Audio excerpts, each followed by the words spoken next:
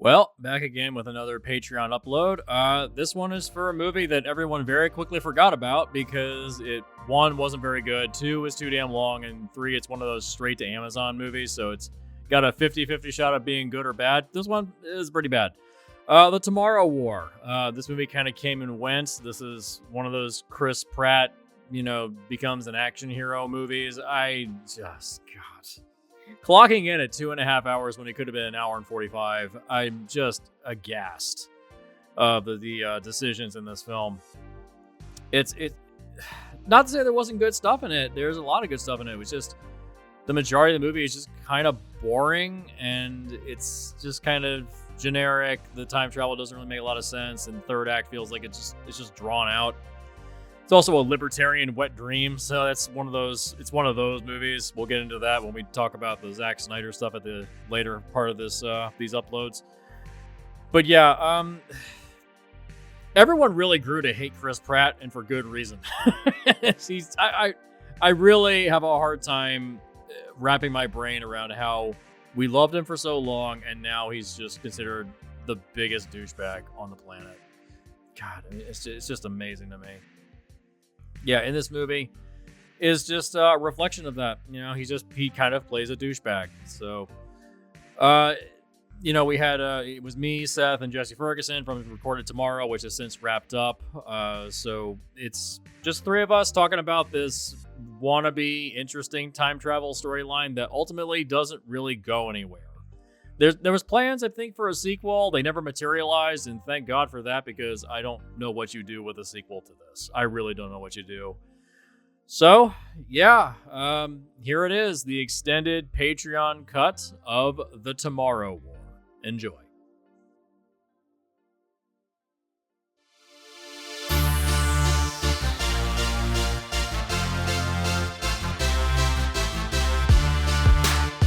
Hello and welcome to the Film Rescue Show. We're lending a helping hand to Hollywood in fixing their feature films. On this episode, I'm joined by Jesse Fresco, our co-host, and our guest and pitcher of the day is Jesse Ferguson from the Recorded Tomorrow podcast. You can check them out on all major streaming platforms, and if you'd like to get in touch with them, they're on Twitter at Time Travel Pod. You can also reach out to both Jessies at Hardcore Bshot and at the Dapper DM. You can check me out at Seth X Decker, and our Patreon is patreon.com/Montressor Media. Let's get into the episode.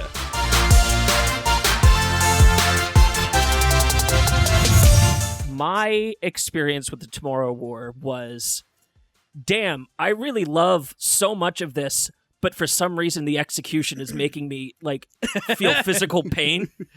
Oh yeah, it's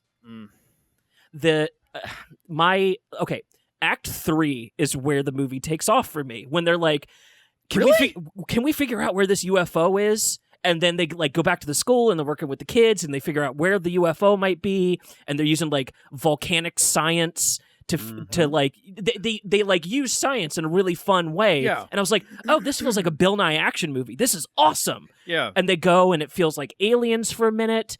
I had the same thought. Yeah, it's Aliens. Yeah. I was like, this Aliens or The Thing.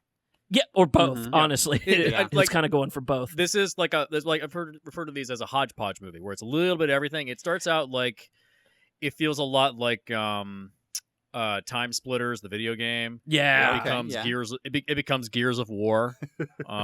It really does become Gears of War. Like, everyone's conscripted. Put them all on the front line. Mm-hmm. It's Gears of War. It's a little bit of Aliens. It's a little bit of The Thing. It becomes it's Edge of Tomorrow for a little bit. Edge of Tomorrow. It becomes a little bit of that. Yeah, but I would say even the time travel in Edge of Tomorrow makes more sense than this movie. Oh, the time travel in Edge of Tomorrow makes so much more sense. Oh God, yeah. It's still not perfect, but it's better than this. I unabashedly love Edge of Tomorrow. Oh, I do too. Edge of Tomorrow is excellent. That movie. Yeah, that's an excellent movie. Yeah, I quite like that film. Yeah.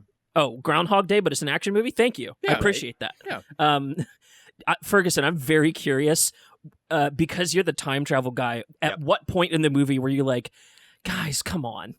At what point did that happen for you? What was the breaking point? The absolute breaking point for me. And I mean, let's be honest, it was happening the whole movie.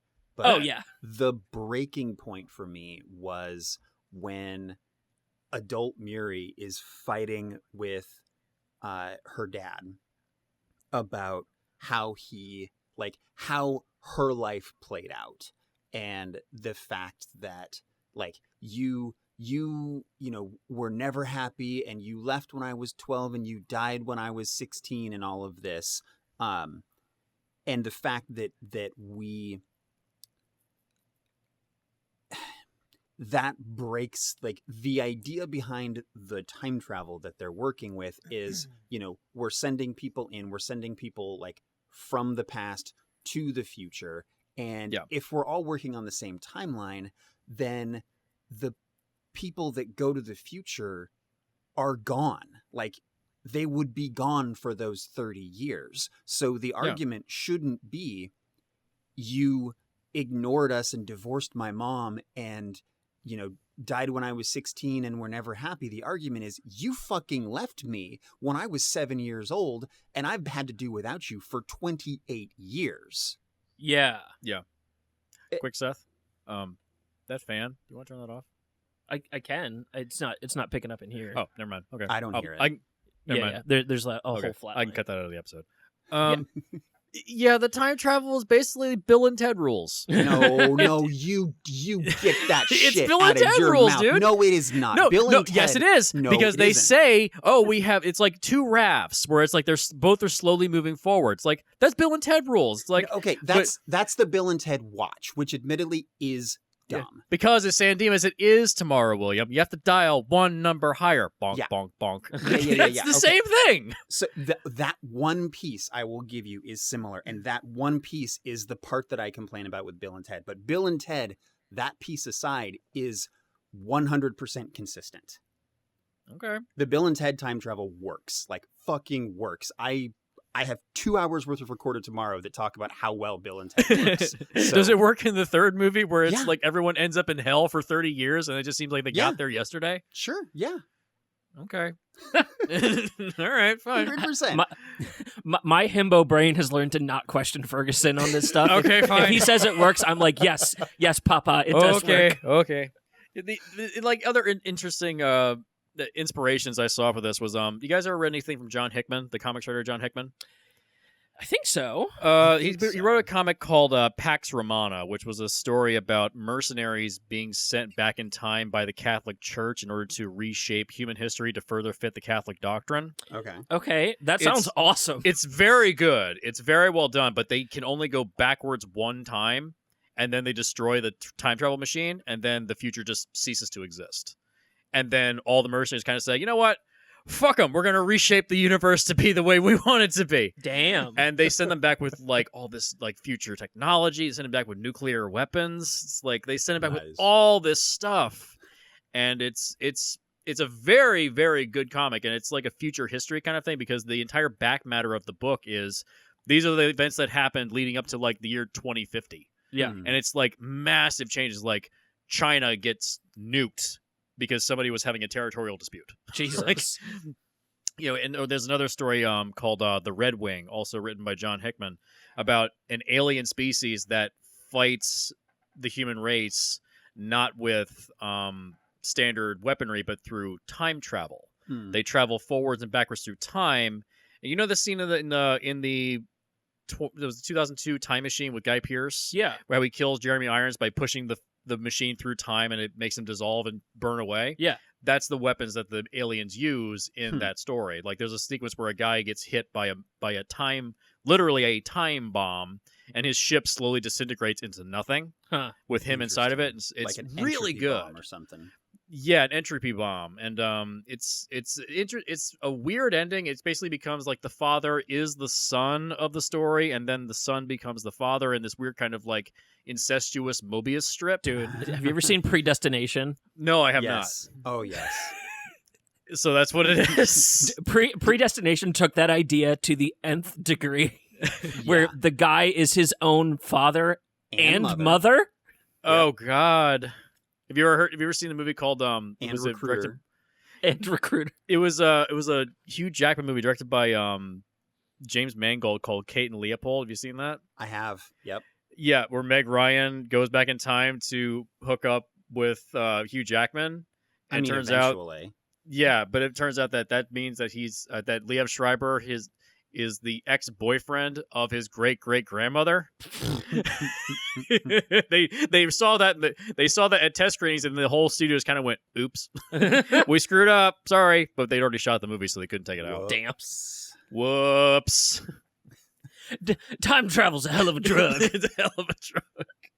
I'm curious what you guys liked about the movie, because I walked away with a lot of likes. I don't know if I'm like. I mean, it's competently directed. It's not like ugly. The movie looks fine. There's nothing. Even the CGI. I'm like, that's not bad. It's pretty good. You know, I mean, Amazon is dumping money into these things. I mean, they've dumped how much is like $500 million into the Lord of the Rings TV show. Oh yeah. Well, this movie is $200 million. Are you kidding? Well, okay. All right, take that back. For $200 million, fuck you. This ain't good. I mean, when you look at the aliens themselves look awesome. They're definitely going for... really like the character design, and I think they fit fine in the... Like, I didn't notice issues with the CG just, like, jumping out at me. No, it all looks fine, but it's like, for $200 million, it's like, you could have done a little better. You know, like, the alien creatures are definitely striving for a role in the next Gears of War game. You know, they clearly look like the hell are the aliens that are in Gears of War, whatever they called? Oh, man, you're asking the wrong person. I didn't play him. I watched Devin play like 4 of them back to back, and I still can't. I couldn't tell you the main character's name. All I know is Batista wants to play him. The Locust. The Locust. Actually, I do remember that. Yeah, and the Locust Queen is a human for some reason. Love that. Why not? Never explained. If the Transformers movies can do it, then why not? Oh, whatever. Ferguson, what did you enjoy in this time travel film? I mean, like I said, I think the character designs are great. I think the initial premise, the like being on the receiving end of the future is coming back to change it, is a really cool angle that we don't see very often. Like usually when we see time travel movies, it's I'm the protagonist and I'm going to go back in time to change something. Terminator. Yeah. Right, exactly. Like, yeah, kind of like the Terminator is one of the only other ones where you see it. Like, the future is coming back to change my present, and I have to react to that and deal with that is something cool. I think a lot of the action sequences were really competently done. I really liked the final standoff between the Dan Forrester and his dad and the queen, and her like biting her arm off to stop the toxin was fucking yeah. I think a lot of the action scenes were great. There are a lot of like good heartfelt moments. I think anytime J.K. Simmons is on the screen, the movie is a star better. That was my other positive with J.K. Simmons. I like watching him and stuff. Yeah, I think that the supporting characters that come in, Sam Richardson is great. He has been killing it lately. Like I don't know who his agent is, but that man deserves money because he's doing really well. Have you guys seen Werewolves Within? I haven't. I really want to. It is hands down like the best double feature with Knives Out that you could ever watch. Like those two movies complement each other insanely well. Okay. I believe that. That feels like it would also double feature really well with What We Do in the Shadows. Not as much, actually. Okay. Yeah. The movie or the show? I was going to say the movie. Yeah, good question. Neither, to answer your question, though. And I love What We Do in the Shadows. Super excited for season 3 coming out now. Not a sponsor, just a fun plug. Yeah, so excited. Very excited for it. But yeah, Werewolves Within, like way more Knives Out than it is What We Do in the Shadows. The werewolf is like not part of it. If that makes any sense. Sure. So is it a metaphor or is it a literal thing? No, it's a literal thing. It's just that is not the point of the movie at all.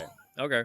Much like the whodunit is not the point of Knives Out. Yeah. Exactly. Yeah. Well, you kind of know who did it. For the movie to stop in the middle and say, "This is who did it."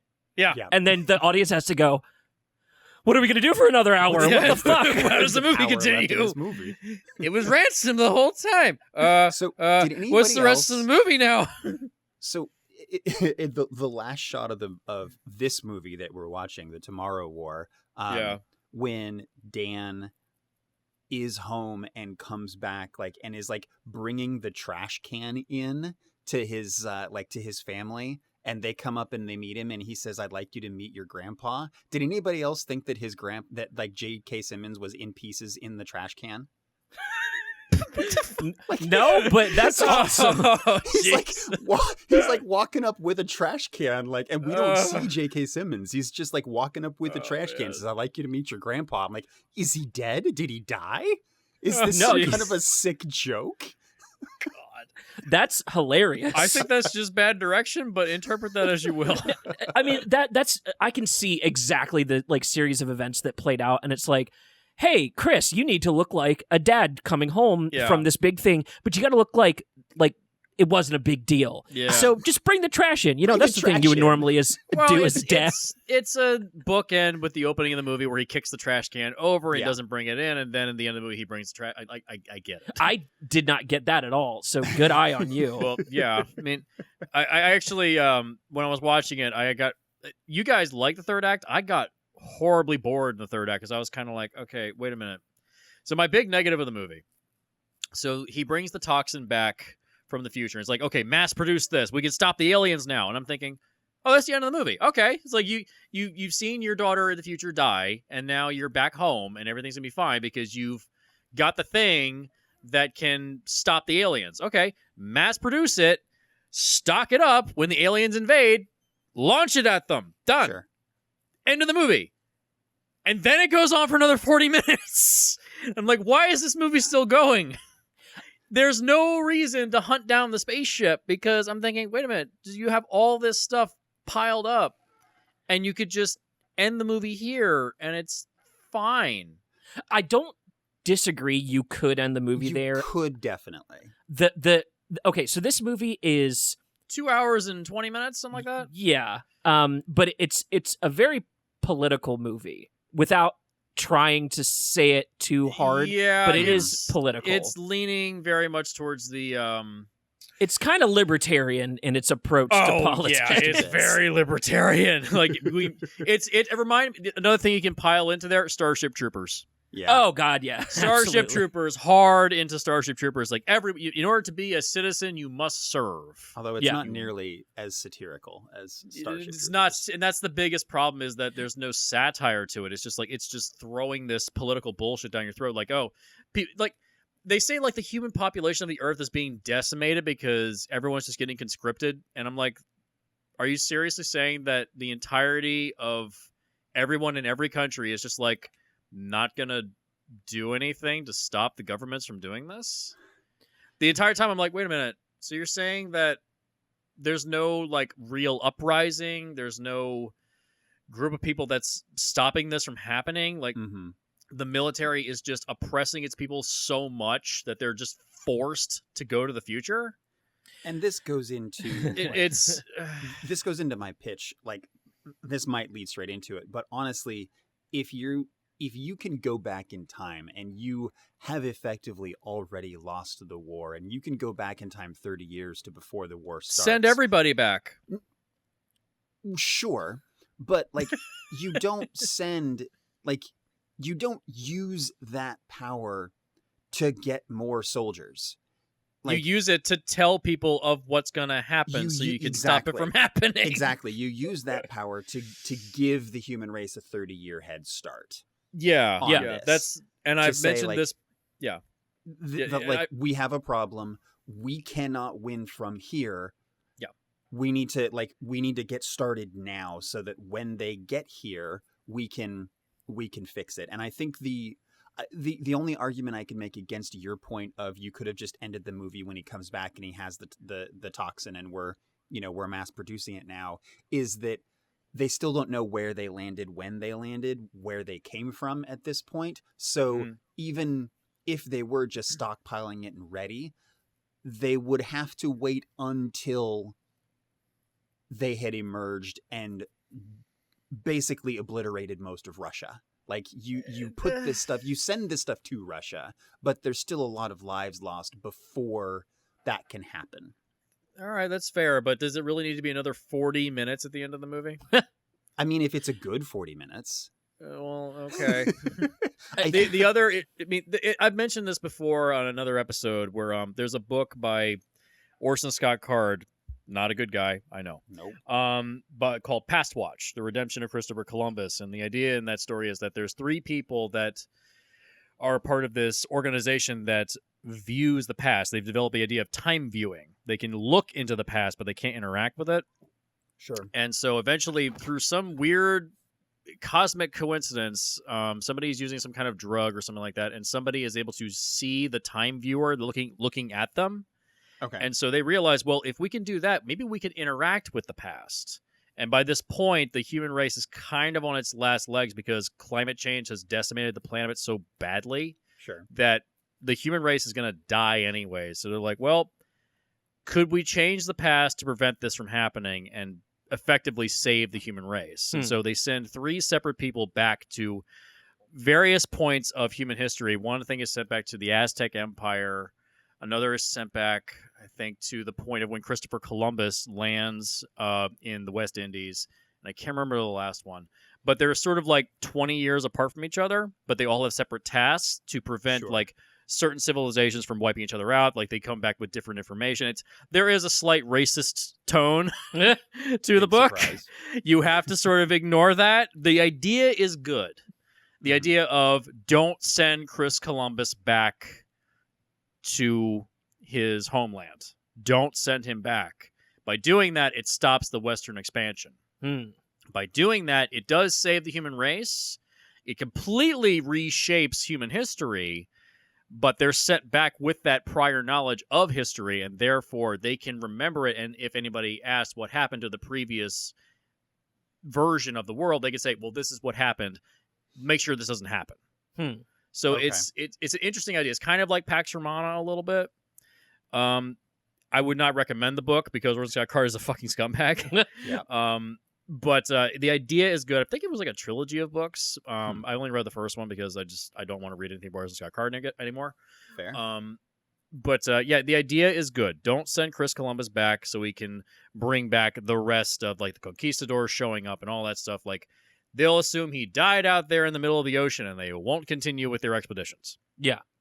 So it's a good idea. Like something like that to reshape history is a lot more interesting than just sending people forward to the future. Like they're sending like overweight 40-year-olds into the future without weapons, without gear, without training. And I'm like, I mean, you they have couldn't weapons and gear. I mean, well, but they don't have training. You're right. They're not like soldiers. why would you do that? Because send trained people. So they did. So they did send all the trained people. They Oh, now we're just out of people? They did. They sent all the soldiers first, but their whole shtick, their whole gimmick was that they could only send people who were already dead 30 years in the future. Okay. Which again, if you're going to do something with that, like if you're going to do that, do something with it. And they absolutely did not. It was just an excuse to start drafting civilians so that they could get Chris Pratt in here. But the idea is that they sent the soldiers first. All the soldiers that were eligible died and came back, and they ran out of soldiers. So they had to start drafting people, which again, this is not how you use the ability to travel back 30 years. Is not just to get more warm bodies. Yeah. Well, and I think that's the political angle of the film isn't the government dumb? Their solution is to just throw bodies or money at problems and not actually solve problems. And that's like about as ham-fisted as you can get for a political metaphor. It's a libertarian idea, the idea that the common man is inept.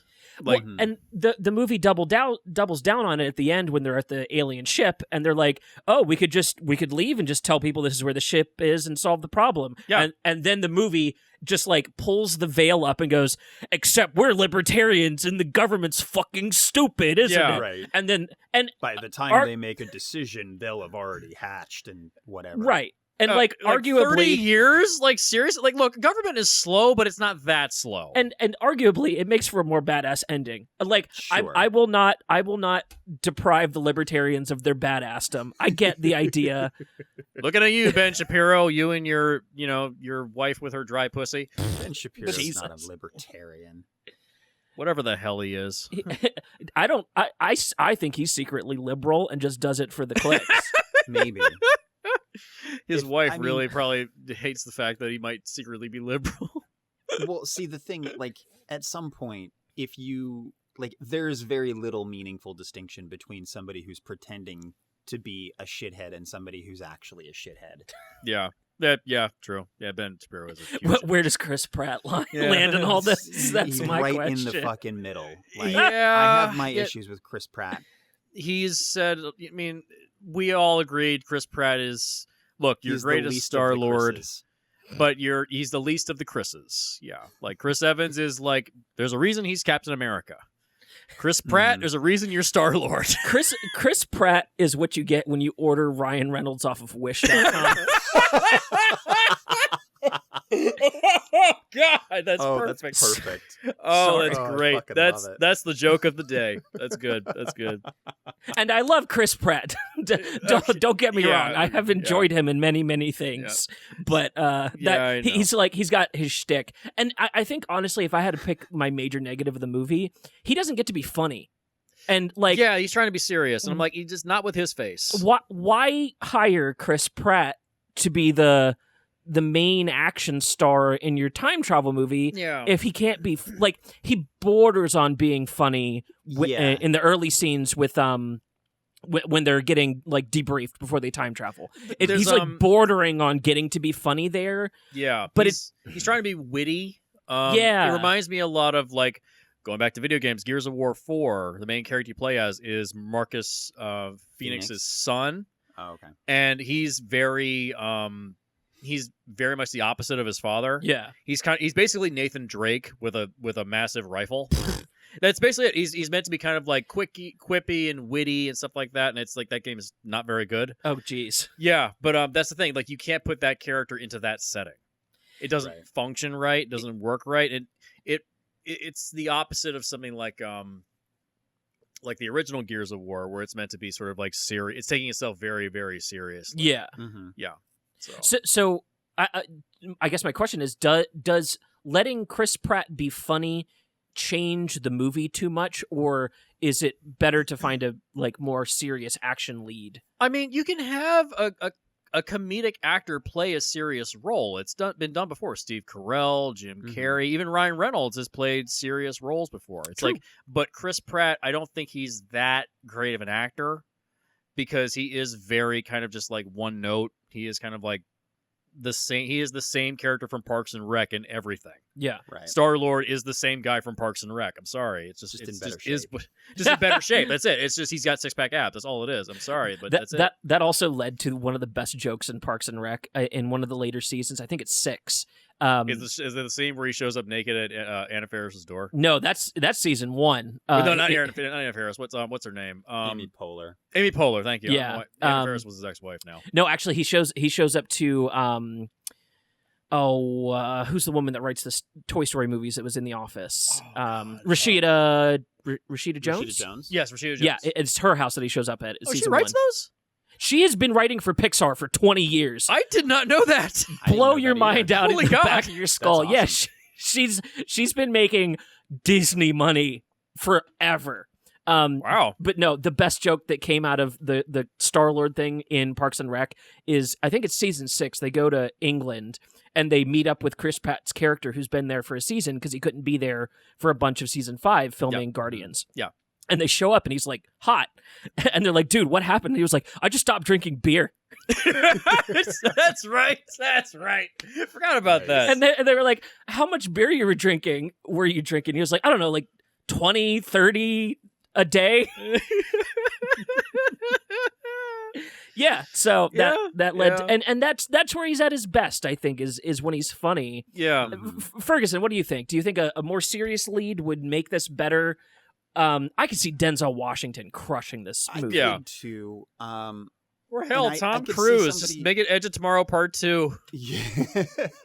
I can see They've been somebody, planning like, that. They've been planning that sequel for Edge of Tomorrow for like almost 10 years now, and it's like, where the hell is it, dude? Well, I mean, not that you need one, I don't but know where you would go with that. I mean, the book is just one book. There's nowhere to Yeah. go. There is no sequel. Well, that's like their biggest fuck up was naming the movie 3 different things that were not All You Need Is Kill. Like, Yeah. that's the best fucking title. That's a good title. mean- and they're like- like, nah, let's do Live, Die, Repeat.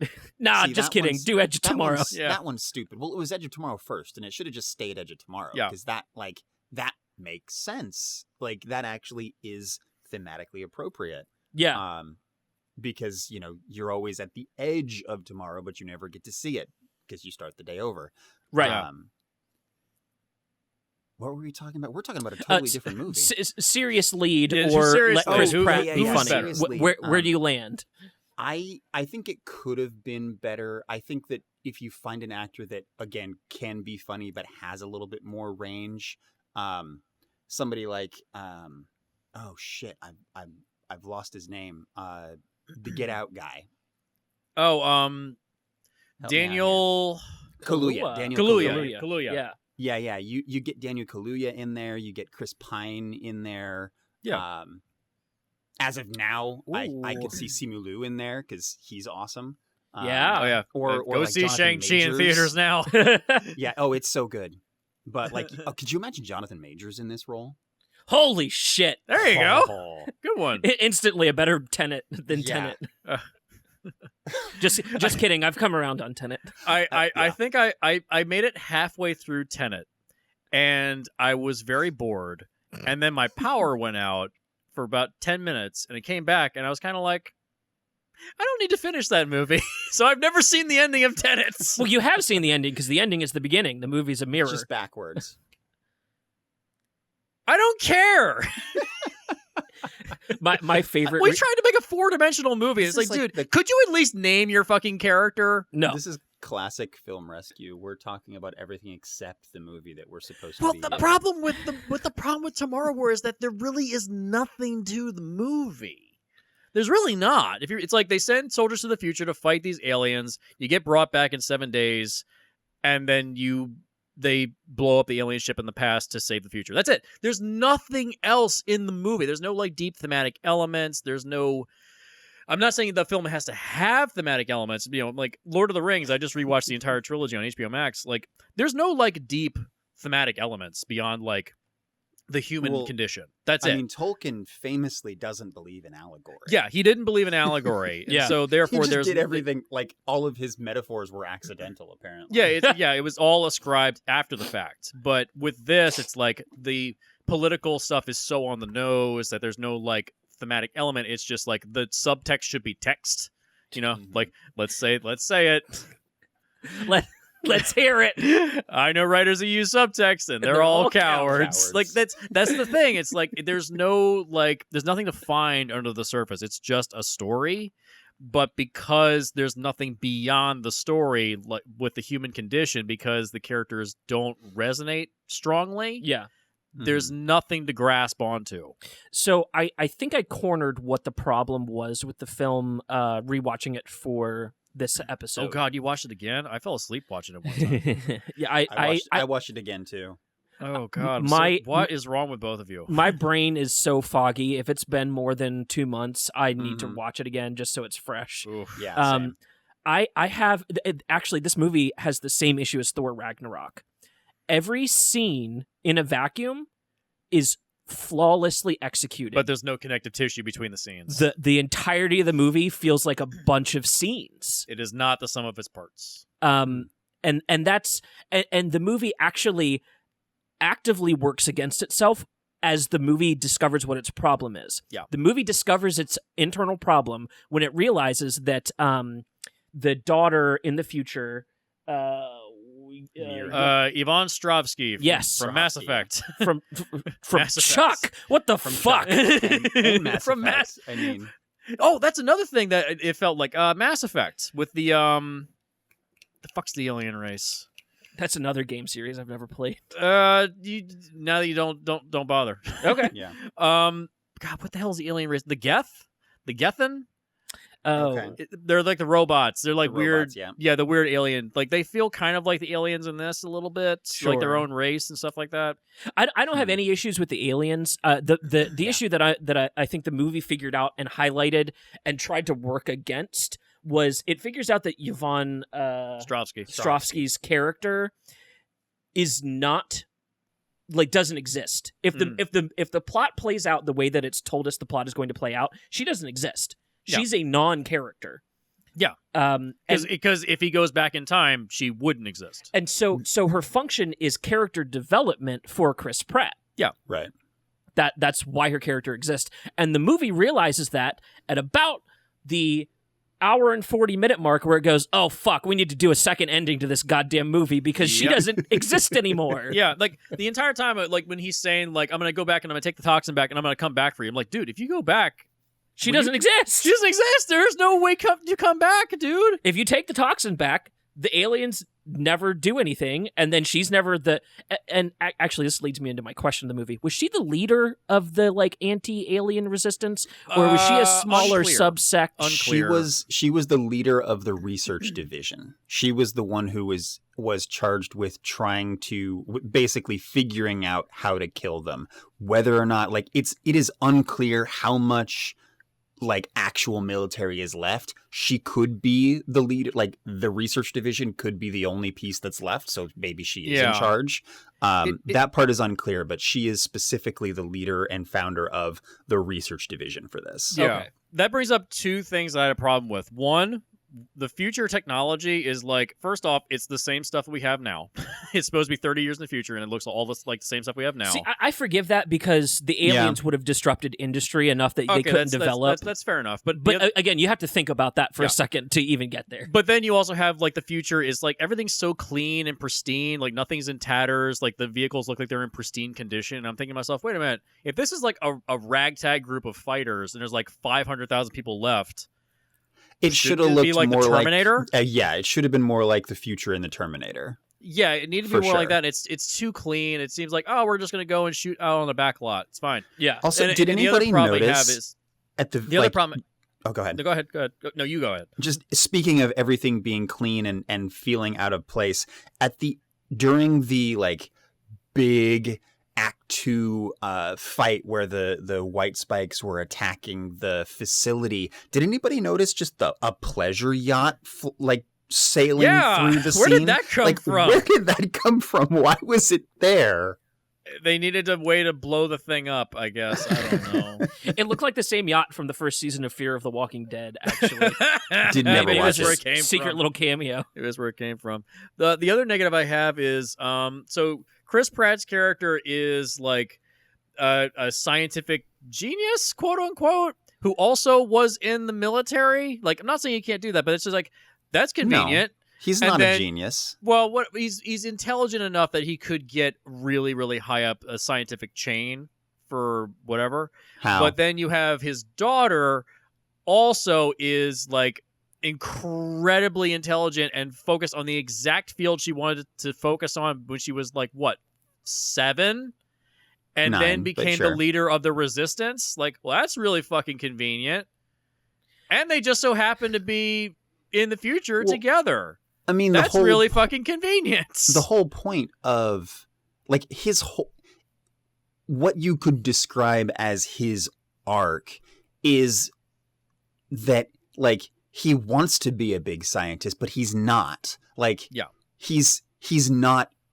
His daughter thinks that he's the best at science, but really he's just a high school he's a high school science teacher. Yeah, and he has aspirations. Right. He has aspirations of being a renowned scientist and being the best, but he's not. And like he doesn't get the job. And you could argue that they're making a statement about how hard it is to reintegrate into civilian life after the military because he didn't have the reason he didn't get the job is because he didn't have any experience because he was busy in the military.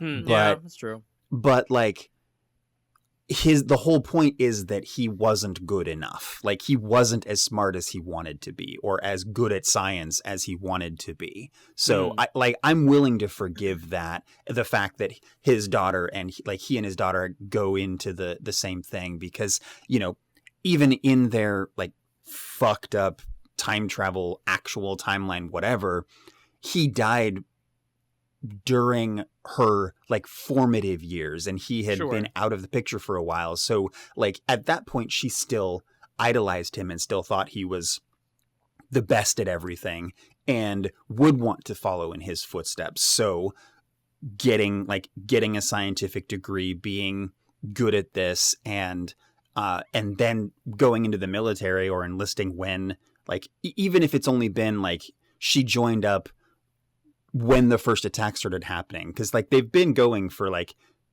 what 3 or 4 years at this point. By the time we get there, like their war's been going on for 4 years now, and so like she could have just enlisted or like been conscripted the way that people were, like, okay, everybody's in the military now, and she happened to, like, she was good at it and good at research, so ended up being promoted that way. Yeah. Okay. It's fair. Yeah, I don't disagree. So I have a time travel related question. Sure. That, well, you're asking the right guy for that. That is why I'm here. The movie goes out of its way to explain away with a little hand wavium why they have the raft system of time travel. It's held together with chicken wire and gum or duct tape or whatever Something they like said. that. Chewing gum and chicken wire. Yeah. Yeah. Okay. So there's a time travel movie that I love called Primer. And if you, the listener, never watch Primer, you have fucked up in your life. It is quite good. However, if you choose to live in your fucked upness, here's what you need to know about Primer. The best part of the movie is when the movie tells you that they put a time machine inside a time machine as a backup to the time machine. Yeah. Hey, that's really fucking smart. Yes. That's a great idea. Why didn't they do that here? Like, the technology was unreplicatable. They couldn't, like, make another raft, like, 30 more years into the past. Yeah, I noticed that. Like, they came back. You said they came back through a wormhole and ended up in the middle of that football stadium. And I'm thinking, okay, well, that's okay. They came back and they ended up there. But then how do they replicate the technology now? Because it doesn't look like they came back with anything like to say, like, hey, here's how you build this. Yeah. Like, this is like wormhole technology. Like, this is 30 years in the past before we had the ability to do this. And if the movie had gone out of its way to be like, oh, they get one trip back and one trip forward. We're sending an army to the future, and this is the only trip, and you'll all be back in 7 days, and Chris Pratt's part of that crew. We only get one shot at this.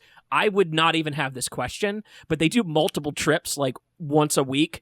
Yeah. And I'm like, well, okay, if you can use this machine repeatedly, you can replicate the technology. Yeah. So it's not held together by chicken wire and chewing gum, because clearly you're using it a lot. And, like, it does fuck up in the movie, which leads to arguably one of the best scenes in the movie. The stairwell scene. Let's play a little game. Best scene, worst scene. For me, best scene, stairwell. That's like, okay. That was the pinnacle of what this movie could be for me. I'm fine with that, yeah. What do you guys think? What's best scene?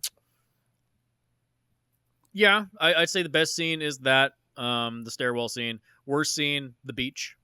They just end up on the beach, and there's just like a giant information dump. Like, well, you died when I was 16. It's like, this seems like a really inappropriate place to have this conversation. So, I'm gonna argue with you there again. But first, I still think the best scene is the very end, like the fight with the queen. That's my favorite. Okay. That's probably my number 2. It felt too much like Alien versus Predator to me, so I just kind of blocked that on my brain. God, I wish AVP were that good. Seriously. That's true. Okay, before we continue, so they were going to go into that ship, and they were going to infect every one of those pods with the toxin? Yeah. You need a lot of fucking toxin to do all those aliens, dude, because you can only do one at a time. Right. Well, but then they just blow the ship up anyways. Why don't you just do that? That should have been the plan. Like, we're just going to go blow the ship up. Yeah. And we have the toxin in case any get out. Like, see, I'm in the opposite camp. I'm like, toxin, do not blow up the ship. At this point, the human race knows time travel and aliens are real. At this point, if we're not making spaceships to get the fuck off of Earth, you have messed up. You've messed up. Time traveling spaceships to get the fuck off Earth. There you go. Okay. Well, I will beat Bezos to space. Oh, God. Because technically he didn't go to space. No, he did. Just to the edge of it.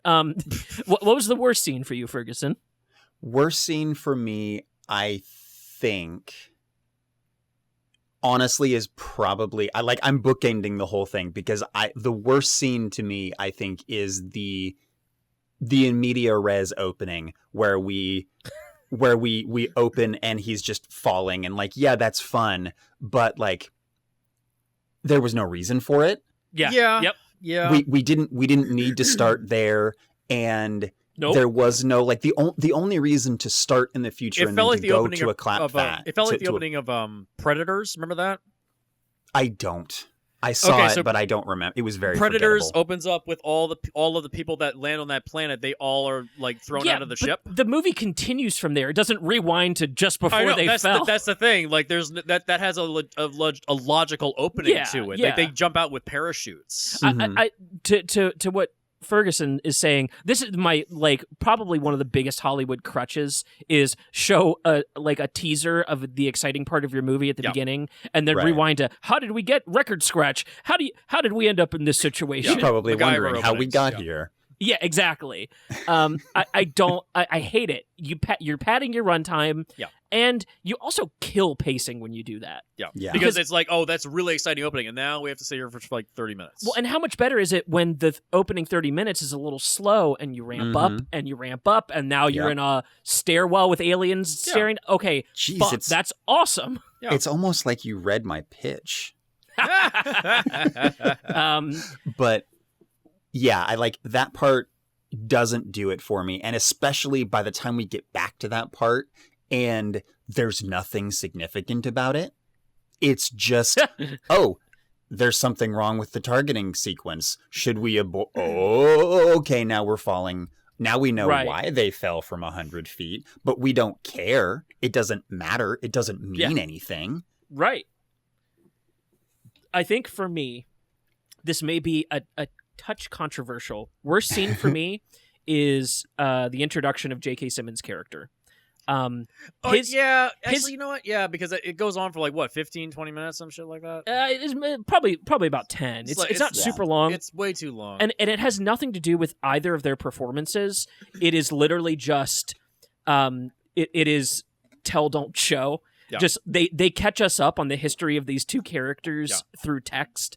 And I'm like, the entire time I'm watching that scene, I'm going, God damn, both of these guys are capable of so much more. And the fact that you're making J.K. Simmons do this, let me roughly explain why we don't get along. This giant exposition dump of how we separated and don't ever talk to each other or something like that. Yeah, and it's adding these false stakes to the movie that's I guess you can't rely on J.K. Simmons. And wouldn't it be more interesting to just not have that scene in the movie and then just at the end of the movie be like, oh yeah, I know somebody that can help us out. And it's he goes to his father. Wouldn't it be, that's your third act payoff. That would make more sense. Oh, J.K. Simmons is here. Oh, right. This is great. That's the weakest scene out of all of them for me. And I still think the beach is weaker because it's just false emotional manipulation, honestly, because it just feels we're throwing this in after this big action scene to make you feel something for these characters after the fact. Yeah, that felt worse to me. But still, I see your point. I think they probably have the same issue too, which is we don't know how to deliver some of the story, so we're gonna rely on our actors to do it for us. Yeah, the script for this movie is not good. Let's just get that out of the way right now. They could have done that. They could have gotten away with that. It's good ideas, but it's just like you said, it's good scenes in isolation, but the tangential threads are not there. Yeah. So the two characters that are introduced, the big guy and the woman, I can't remember their names. They get blown up in the tunnel. I thought they were gonna make Cowan. Yeah, I thought they were gonna be like big characters throughout the movie, and then they just get knocked off like right away. And it's like, okay, I understand why you did that, like to establish hard stakes. Yeah, but they really don't have much in terms of like character development or growth. No. If you wanted to do something, like get rid of Sam Richardson's character. Just like this bigger, That this big, hurts. This, I know, I get it, but that's the point. Like this big name character, this big name actor, get rid of him to establish like, okay, anybody could go at any time. Does he survive the end? He does. He just kind of does. shows up at the end. And he's like, okay, let's just take a little break here. He just That's right. He That's just right. shows up. He just walked that distance from where they left him. So I will say, in the like, Antarctic. I just want to see that or scene. in like in Russia. I'm sorry. I want to see that scene shot from his perspective, where like the alien takes off, they jump on the on the snowmobiles, and he's like, "Fuck," and just starts running. and like watches it happen. I will say, like, I got no matter here. what, I got here just in time. Oh, damn it! the thing about, like, I really do, like, I don't want to lose Sam Richardson, if for no other reason than just because the line at the, like, the scene at the end when he meets up with Dan again and he's like, "Hey man, buddy, you made it. Good job." And he's like, "I hid. Yeah, I like that hid scene. the I like whole that. time. That was I didn't great. do anything." Like that was probably, it shouldn't have been the most emotional scene for me, but it was. Like that got me more than anything between Miri and Dan. And I actually liked a lot of the stuff between Miri and Dan. I think it could have been done better. But I like that it was there. I think they could have gotten away with that exposition dump if they played it like Inception, where like the way where, like, when, I don't remember their names, but when Leonardo DiCaprio and Elliot Page's characters are going, like, he's going away, and like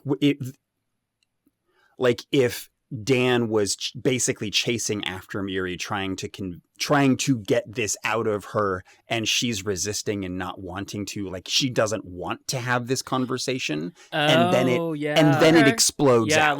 like forcing her to revisit her trauma just so he can get backstory. Right. All right. Okay. I can see that. Yeah. No, yeah. That, I mean, hey, dude, I'll give you $200 million to make the movie. Yeah. No, I think that's a great idea, and I think the same thing could have been done with J.K. Simmons' character. Yeah. Where, like, instead of just them explaining why they don't get along, have it be an issue for them to even talk in the first place. Because he just shows up. He just, like, rolls up to the airport and he's like, "Yo, what's up, Dad? I hate you." And he's like, "I fucking hate you too, kid." That's something that could really be added. Like, what if his father was conscripted in at the same time as him? What if his father? Because they're in the original novel of Starship Troopers, Juan Rico, not Johnny Rico, Juan Rico, he serves in the Federation, and he works his way up the ranks. Yeah, and at the end of the story, his father gets conscripted and is serving underneath him. Oh, nice. That would have been interesting. Like, a lot of people really don't like the Starship Troopers novel. They really don't like the Starship Troopers novel because they say, like, "Oh, it's really boring. It's like there's so much dialogue between, like, actions." Like, it's not about that. This is what the military is like. I'm not even a military guy, and I know, like, this is what it's like. is the book satirical? No, Yeah. it's very matter of fact. That's my issue. I haven't read the book but from what I've heard people talking about it, that's kind of why I don't want to read it, is because it's not a satire. Like you said, it presents all of these things matter-of-factly and a lot more sympathetically. Robert Heinlein was a libertarian. Yeah. So when you read his work, it's like, okay, I get it. Like, I agree. We all agree libertarianism, whatever you want to believe. Libertarians will fail Republicans. Yeah, we get it. But, like, Heinlein was a good author and a good writer, but there are things in his books that I don't agree with. I will say, like, you want to talk about, to bring it all the way back to the beginning, the movie that Seth brought up, Predestination, is based on a Heinlein short story, All You Zombies. And if you want to talk about only being able to rely on yourself, boy, let me tell you, buddy. There you go. Yeah.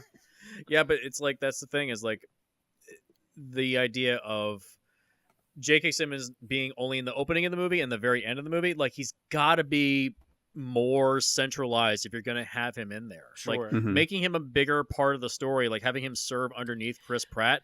Great, perfect dynamic. That would force them to interact. The other guy, the one that knows he has cancer and he's going back for multiple Dorian. tours. Dorian. Oh, yeah, Dorian, yeah. That could have been J.K. Simmons' character. Yeah, like that could, like he has cancer and he knows he's can going to see die, that. and so therefore they keep sending him. Yeah. Yeah. That would make sense. I liked his character a lot too. Yeah. I did too. I didn't like how they just offed him. Like, I'm just going to die on my own. Like, boom. It's like, oh, really? I didn't quite buy his that. whole thing is about dying on his own terms. Yeah. I mean, I get it, but at the same time, it just felt like I so agree. kind of blunt and out of nowhere. It's like, we need to get to the end of the movie, so we've cut a bunch of scenes in order to get to him where he blows himself up. Well, It no, didn't they That, really that felt like feel there was a earned. whole build. Yeah. Oh, and by the way, did anybody else notice the Starship Troopers reference? no. The No. when the woman have like all the aliens hold up in the doorway. It's the same scene as when Seth Gilliam is like holding off all the aliens at the bugs at the end of Starship Troopers, so he has the nuke in his hand. It's the same okay. scene. Nice. The same scene as Starship Troopers, where he's like, "Oh, you like that? You like?" And then the nuke goes off and blows up all the bugs. It's the same scene. Nice. Chris All McKay right. is not a bad filmmaker. He's fine. Dude, the Lego Batman movie is Oh, look, okay, all right. Animated movies, like that's mostly the animators. Like we got to give those guys a pass because mostly it's the animation director that's handling those things. the writing. Oh, the in that- writing, yes, is great, but Well- at the same time, like I agree, it's the best Batman movie. It is the best Batman movie. I saw that with my ex. Mask of the Phantasm. That's going to remain my. I saw Lego Batman with my ex Jackie, and it was fantastic. We both agreed, yeah, best Batman movie. And we also went and saw John Wick Chapter 2 the night before, and there was a problem with the screening. So this film skipped at the very end during the fight scene in the mirror room. Oh no! But we finished the movie, and then they all gave us free passes to go see any movie of our choice. We went back the next day and saw Lego Batman. Nice. Saw Nice. John Wick Chapter 2 and Lego Batman in the same weekend. It was great. I Love love that. it.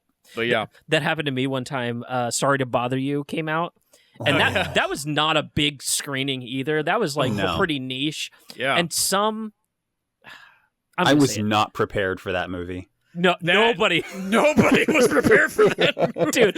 Holy shit. The ivermectin memes that have been Oh my coming out using God. clips from that movie. If you've never seen Sorry to Bother You, watch it. Yes. Watch it. Didn't that come out the same year Watch as it. Black Klansman? Year It was before. year Was it after year or before? year before. No, it was the year before. Yeah. Okay, because it was I like this think weird. so. It was that and Get Out and Black Klansman came out in like the same general time Oh, frame. yeah. I'm just like, oh, this is like running the gamut.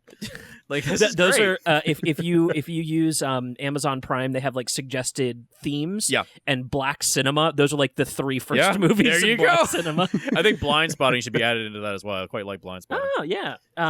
Anyway, so I went to see Sorry to Bother You, and this was a 10 p.m. showing, Ooh, Wow. Okay. and this motherfucker in the back brought a baby. Are you serious? oh, I hate that. Okay, look. Now, This is why I don't. This is why I'm happy that direct to streaming is a thing now. dude, Mm-hmm. This is why I'm happy about it. You know? I was livid. I went to see it with Devin and Sarah, and I was just livid. The first 30 minutes of the movie is just, and I'm like, are you serious? And I went out to complain, and there's already a manager like beaming towards our theater as I'm walking out, and I was like, held up a finger. I was like, "Hey, real quick." He's like, "I already know." He like runs into the theater and like Oh, God. like pulls the couple out with the baby, and then I thought that was it. I thought that was the end of it. But as we leave the theater, they have ushers handing out free vouchers for a free movie, Nice. and they're all going, Nice. "We're so sorry. We are so sorry. We're so sorry. Similar experience We're so happened to sorry me. to bother you. So sorry to bother you." Similar experience happened to me. Brandon and I went and saw Expendables 2 in the theater, and I actually like the second one. I think it's okay. It's got good moments in it. And literally the row in front of us, fucking couple with a baby. I mean, at least Whole it wasn't. First act was the whole, and finally I was leaning forward to tell them to leave, and they got up and left. And I was Nice. like, Nice. At least it wasn't a quiet place. Brandon was like, as I was leaning forward, Brandon was like putting his hand up, like, please don't do that. Please don't do that. Please don't do that. And I was like gonna snap at them to get them to leave, and they got up and left. I was like, you only have to say 2 words in that situation. get out. Guys, really? Just that should be enough for people to, yeah, you're right. It is a R-rated movie. Why are you bringing a fucking baby into a theater, you assholes? I don't care about the content of the film. The baby's never going to remember it. It's like, theaters are loud, guys. Mm-hmm. Yeah, like, why would you bring a child into that? Like, I'm so happy that you were able to conceive life, and it's going to grow up to probably be a Republican. Yeah. But when you have a new child, you have to dedicate more time to that than going to see a fucking movie. And this is Get why, a babysitter. This is why theaters should have babysitters. Yes. Just pass your baby off for 2 hours. Childcare in a theater. Oh my god, dude! I will open a new theater in the Bowtie Cinema Center in the Harbor Center that closed down. Yeah, I'll reopen that with a child daycare center. Drop your kid off here. Go see the movie that you want to watch. Come back 2 hours later. There you go. I will make bank off that. Perfect. When we went and saw Shang-Chi just the other night, I bought an extra ticket. I bought tickets up on the balcony where there's only it's a 21 and over. There's only one row of seats. seats. You have a theater with a balcony? I've never even seen a theater with a balcony. Yeah, so really? It used to be a Cinematopia. Now it's been bought out by AMC. But they have parlor auditoriums, and then they have general auditoriums. But all the general auditoriums also have a balcony row that you can get seats to, and it's on the top floor. Most of them are 21 and over. Okay. And like I said, it's only 1 or 2 rows of seats, but they're like big stadium seating. So like every seat is the rows of seats are 8 to 10 feet apart. And they're way raised up. So I bought tickets on the balcony. I bought seats all the way on the end, so there was nobody on the outside of us. And then I bought an extra seat so that there would be nobody next to us either. Nice. And I bought a child ticket because I don't want to pay full price for an empty seat just to have that separation. Clever. So I bought a child ticket, a child seat, and I went up to go, to go scan it and have them, to get our tickets. And the woman saw it and she's like, so I've got 2 adults and a child? And I was like, yeah. She's like, but this is a 21 and over. And I was like, oh, never mind. There's not actually a child. Don't worry. I just didn't want him to sit next to anybody. And she's like, oh, okay. So nice. Is there a theater near here in Maryland that has a balcony? No, I think the closest one's up in PA. Not even IMAX? No. Dude, our IMAX theaters around here are my favorite because there's only 50 seats in the auditoriums.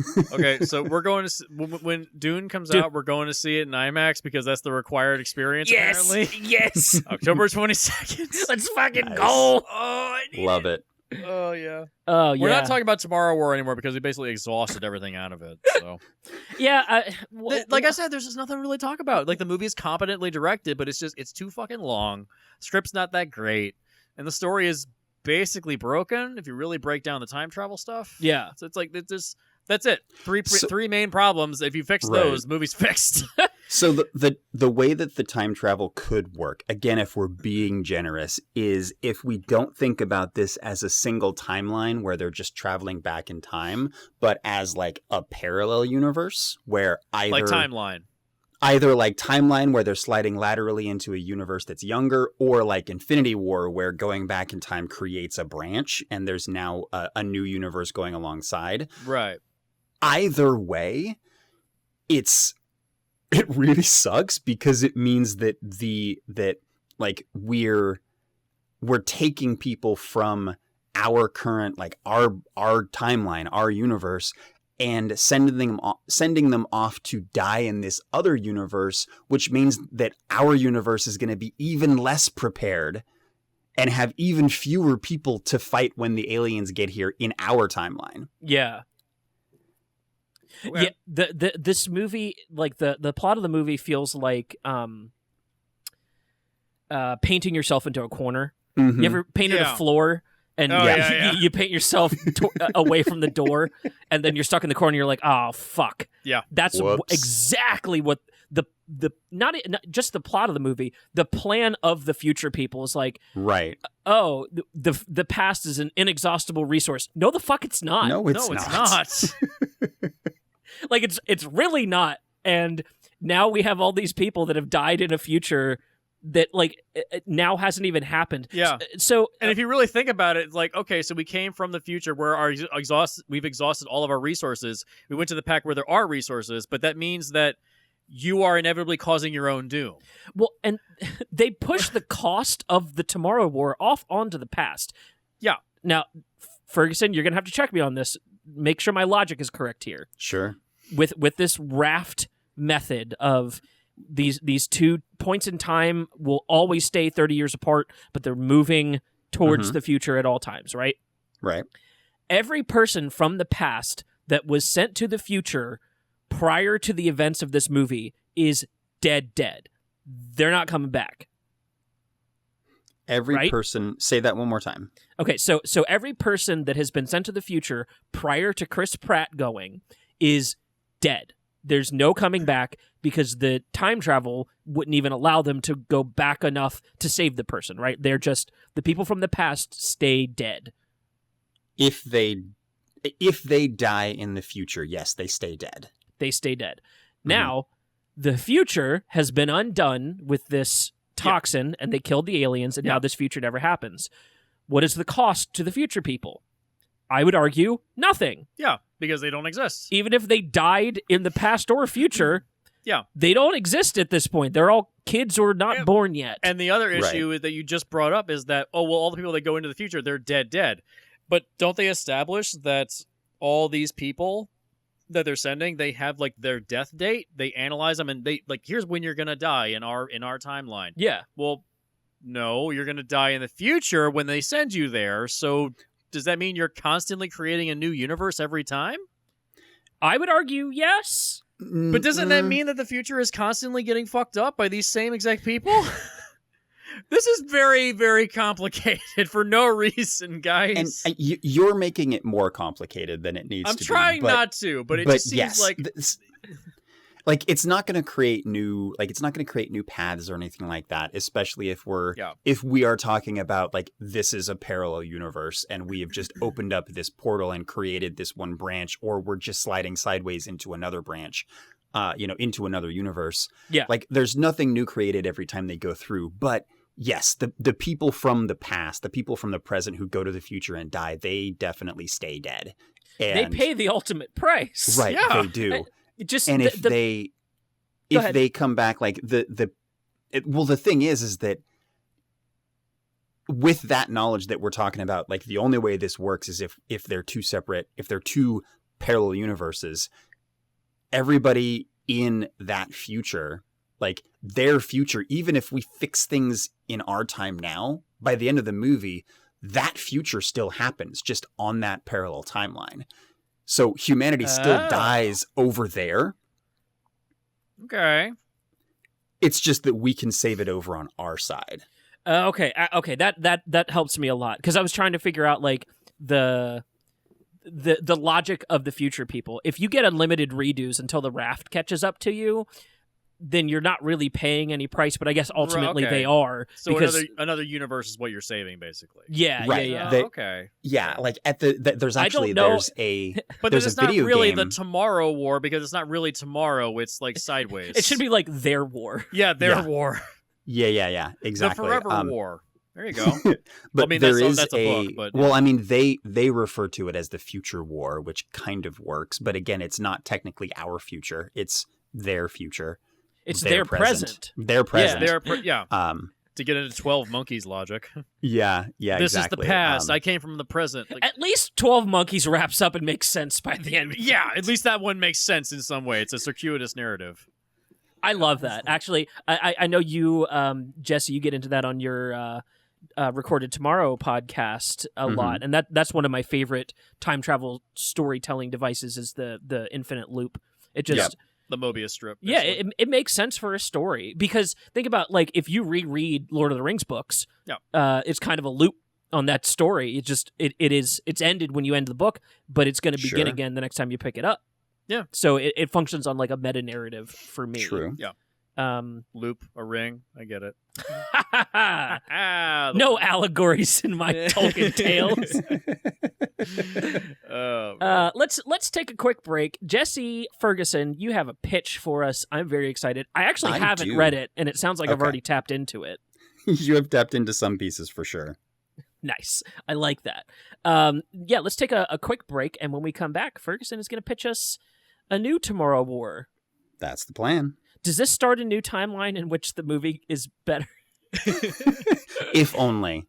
Dude, that'd be a fun plot for a movie. There you go. Go back in time. Like, Paul W.S. Anderson gets a time machine and goes back and fixes all of his movies. Well, see, the problem with that, though, if it's this time, if it's the raft that we're talking about here, like, he's fixing them for somebody else. Like, we still have to deal with the shitty versions of those movies. Ah, fuck. Okay, damn. Never mind. You're right. Crap. Okay, so then the story is Paul W.S. Anderson from another universe is going to fix his movies in our timeline. Okay. Yep. That's okay. That there works. we go. They're already fixing Resident Evil. I saw the early photos. It looks fine. Oh, that looks good. The Lisa monster looks great. Practical effects. I haven't what the seen fuck? anything about this. What is that? Oh, we'll What's show going you on? in the We'll show you in the Discord when we go to break. Okay. Yeah. I think that's going to do it for the review. Let's give it a letter grade. I said solid B-. C+. All the scenes are excellently executed. I just wish the whole thing wrapped up a little better. I wish I was left with less questions instead of sequel bait. Because this thing's getting a fucking sequel. Yeah. Well, yeah. Yeah, I mean, for me, it's a C+. Like, there's good scenes, yes, but it's not the sum of its parts, like you said. Yeah. And make it shorter. Jesus Christ, this movie is too goddamn long. As much as I love dad and daughter do science together in real time, I could have done with a little less of that section of the movie. Also, I got irregularly mad when they went to the goddamn kid in the classroom to ask about ancient volcanoes, and I'm thinking to myself, dude, there are 1,000 people on the planet you could go to. You went to that. That was my favorite part. That section, like, let's science the fuck out of this, is my favorite thing in sci-fi. Because usually sci-fi movies resolve with, let's action the fuck out of this. Right. And get out of it. And this movie said, no, we're going to use science, guys. No, all right. I get that, but I'm still thinking, like, you went to, like, a 15-year-old kid for the answer to your problem. There's got to be somebody else. I mean, I guess, but also Matthew Broderick was the reason Godzilla got taken down in the 98 movie. Oh, for fuck's sake, like, we fixed that already. If your argument is the character's not totally believable, these are Roland Emmerich movie. Like, Tomorrow War feels like a Roland Emmerich movie. Oh, it totally does. It totally does. In not a totally bad way either. No, we're not going to fix Moonfall. No. Everyone dies is the only way that goes. Yeah. Ferguson, have you seen the trailer for Moonfall? I have not. Roland I don't even Emmerich's, know what that is. Roland Emmerich's Moon next crashes movie. into the earth. That's the whole pitch. Jesus. Yeah. Not physically possible, but okay. The moon crashes into the earth. That's the whole pitch. I'm just awesome. Do you think he just like rolls into studios and is just like, I got this good idea for you? Listen, half the movie's already shot. Previs is done, guys. All we need is the actors at this point. No, that's Robert Rodriguez. Oh, yeah. That's true. Also true. Technically true. Oh man, I respect him a lot as a director. Yeah. And I love that he and George Miller have had oddly similar career paths where they start off doing like really low budget, like gritty movies, and then they do kids movies while they have kids, and then they like go back to their well at the end. The difference being George Miller aged like wine, and Robert Rodriguez has a green screen in his garage. Yeah. This has been a long review segment. If you're listening at this point, this is probably all Patreon content, but hey, Probably. glad you're here. Let's go to a break real quick. When we come back, Jesse Ferguson from Recorded Tomorrow is going to fix the Tomorrow War. Hey everybody, this is Chris Chipman, aka The Chippa. You may remember me from an episode of the Film Rescue Show where I talked about Serenity. No, not the Joss Whedon one, the really, really, really terrible one with Matthew McConaughey. No, you didn't catch that episode? Oh, whoa, you did catch that episode? Well, either way, come check me out, because you're listening to a podcast. And You know, when you're listening to a podcast, you really want to listen to other podcasts. You can find me by searching The Chippa Made This anywhere podcasts are found. You will find all of my shows. I do 4 of them. I do the Chipman Brothers Tangent podcast with my brother Movie Bob. I do Creating Geeks, a parenting podcast of great responsibility with my wife. I do the Talkbuster podcast, all about the video rental industry. And I do Shooting the Shit with Chippa, which is just my excuse to talk to more people without any real plan or point. Also, the Film Rescue Show's own Seth Decker is the editor on my show, This Made the Chippa, which you can find by going to patreon.com/thechippa and supporting me for $2 or more. You'll get access to that, as well as my show Hopped Ones, which is just like the Spicy Wing Challenge show, Hot Ones, but we drink beer. So if you enjoy all of that stuff and just like a happy, positive guy on the internet that also makes podcasts, go and find me, and I'm happy to share all this crap with you guys. Bye.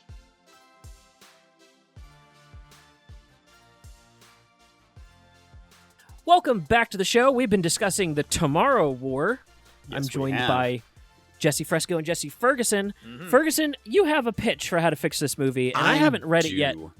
I'm very interested. What are the moves you make? The show is yours. Sure. So the first thing I want to do is, we don't find this out until a little bit later, but I want to change the time travel rule because I want to actually make it what everybody thinks it is. That we're on one timeline and we're going back and we're trying to either fix things or change things or do something else. Like the effects that you have on the timeline when you go back actually ripple up into the future. So we'll start there. We won't start there with the pitch, but that's where we are. That's how the time travel works. So Okay. I want to skip that in media res opening because, like I said, it's stupid. And Yes. I just want to Also, falling from that height would kill a person instantly.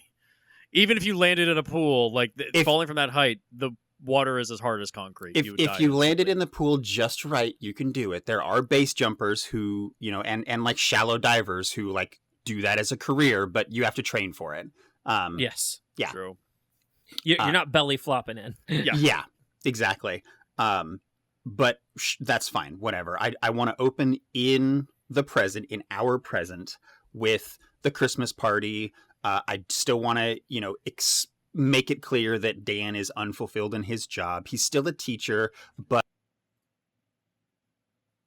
for a lab job because it was really unclear what type, what the research he was doing was for.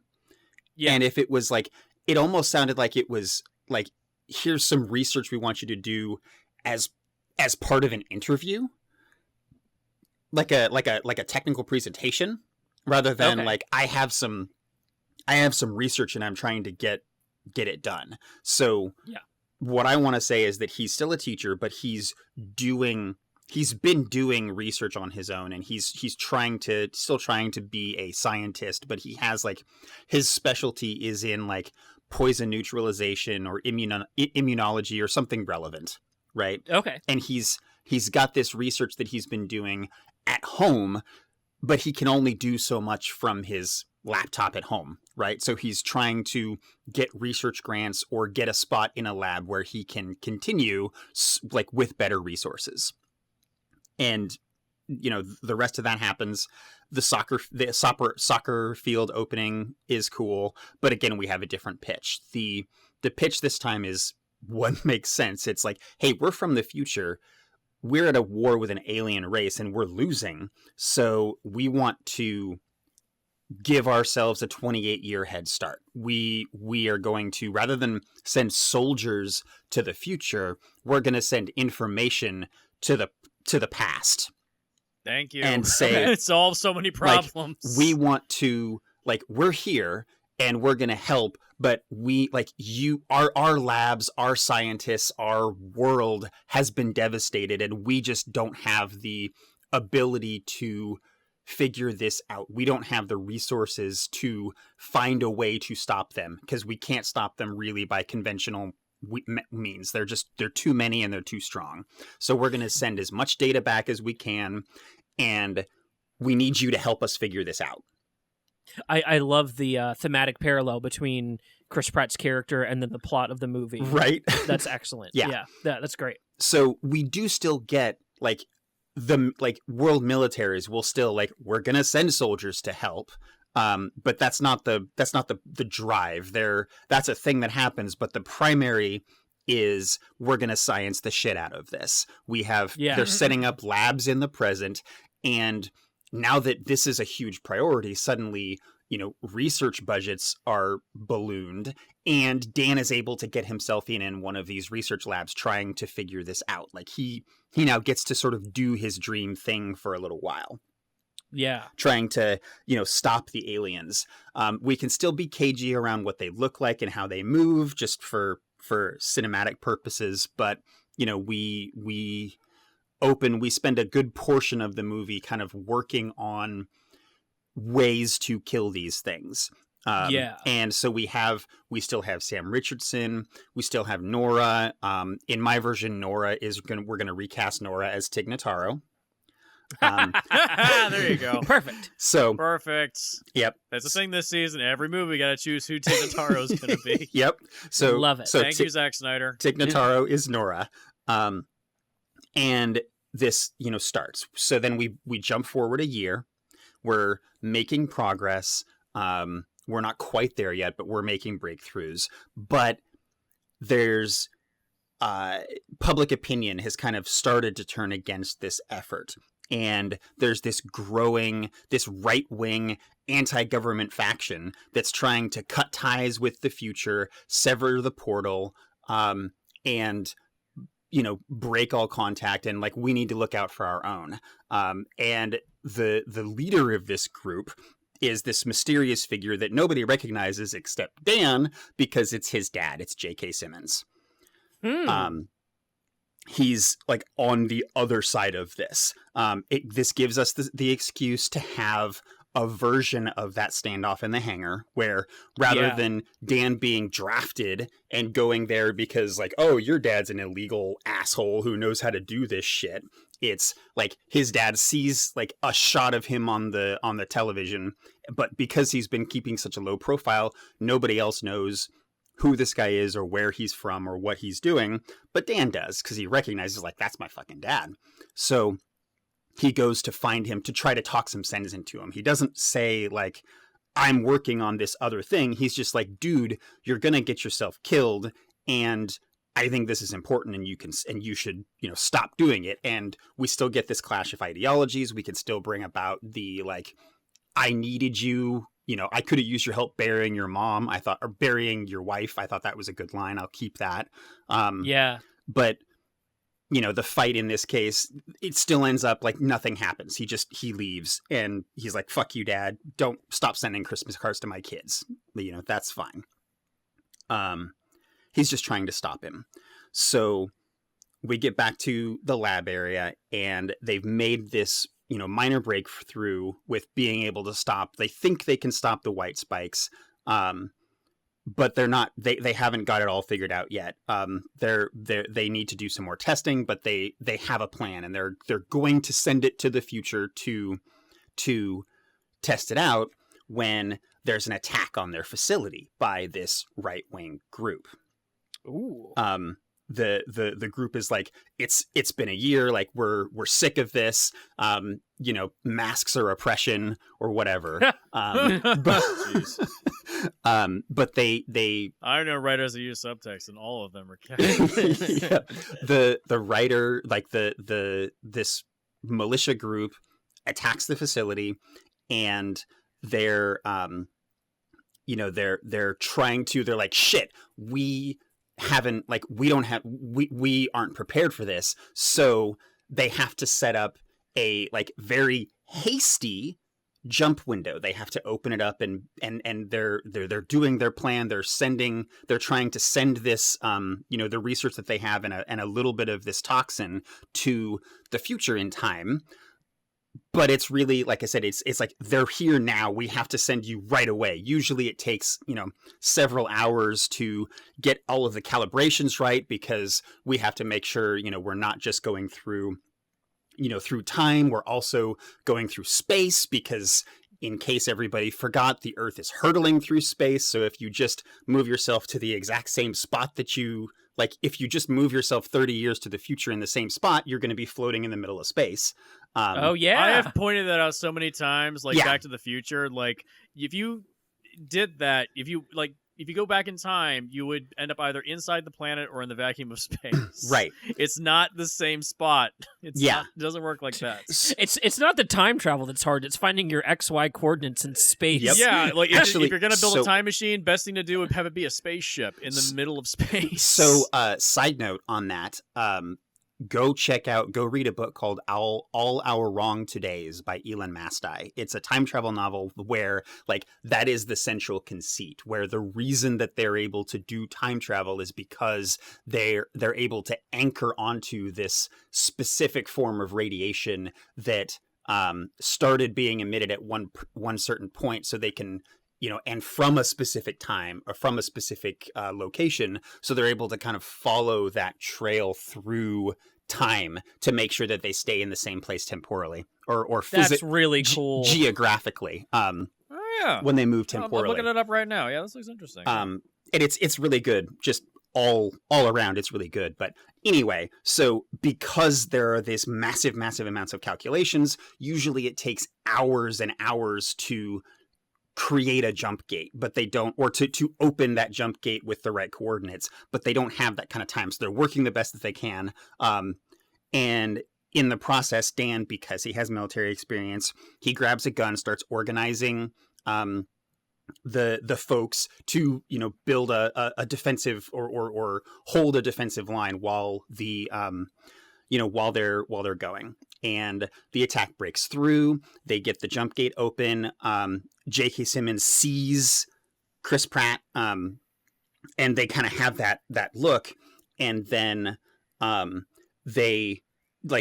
at the last minute just makes a decision that he jumps through the portal to protect the sample and make sure. Maybe Dad jumps with him. Who knows? Maybe Dad chases after him. I hadn't thought about that until just now, but that could provide an interesting dynamic in the future.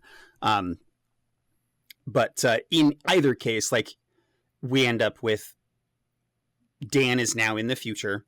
It wasn't planned. He just did it, made a decision.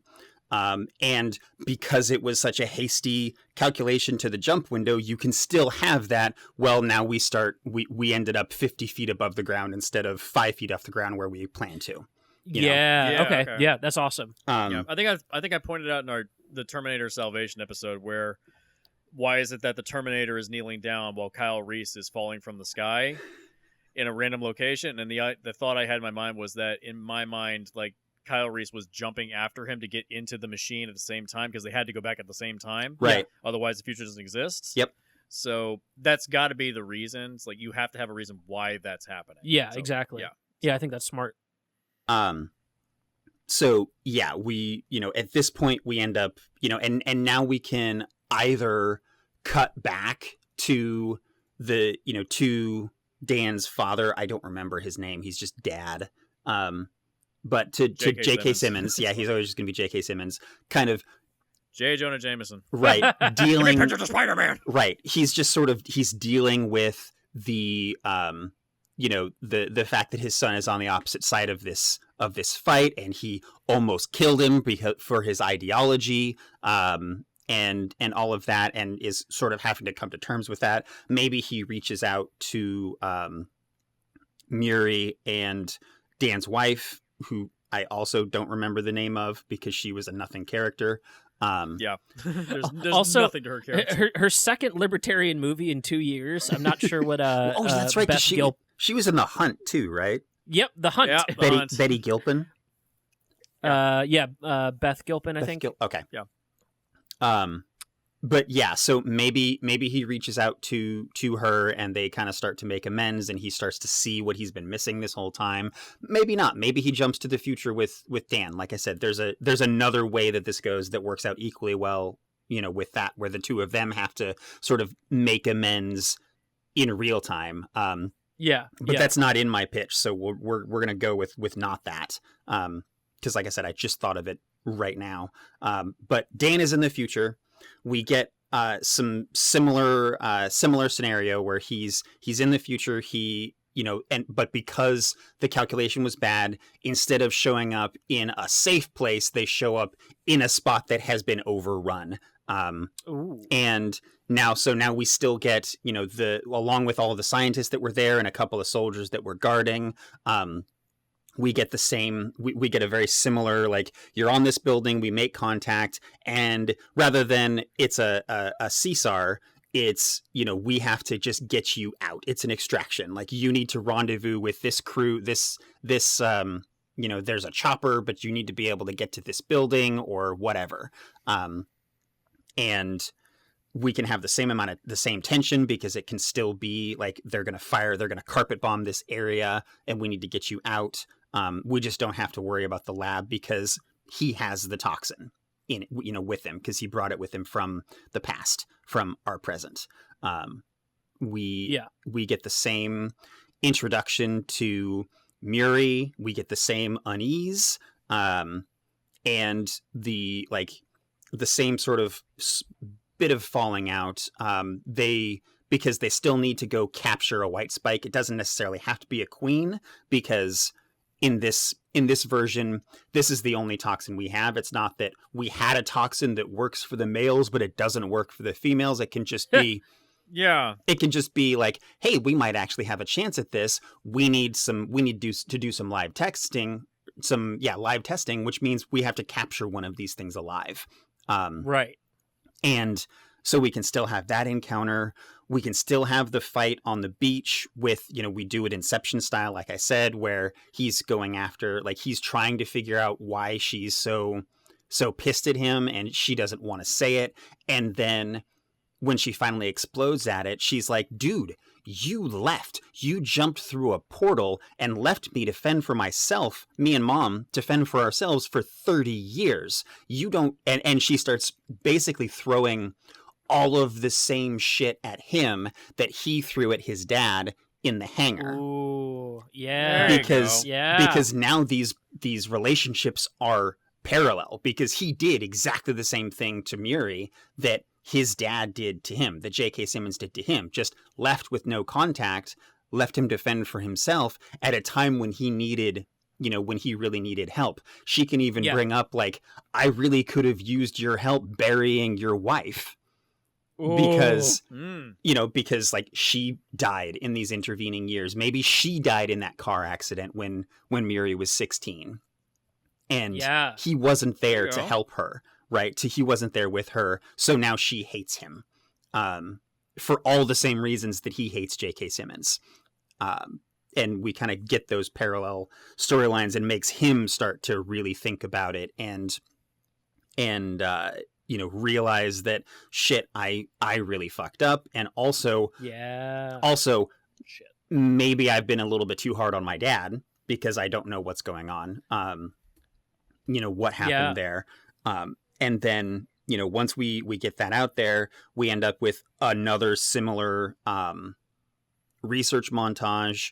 We end up with that same end of second act attack on this facility, where if we still go after a queen, then it can play out pretty much exactly the same way as it did before. If it's just a regular alien, then it's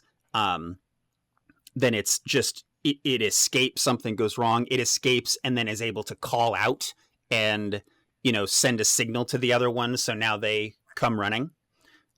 Okay.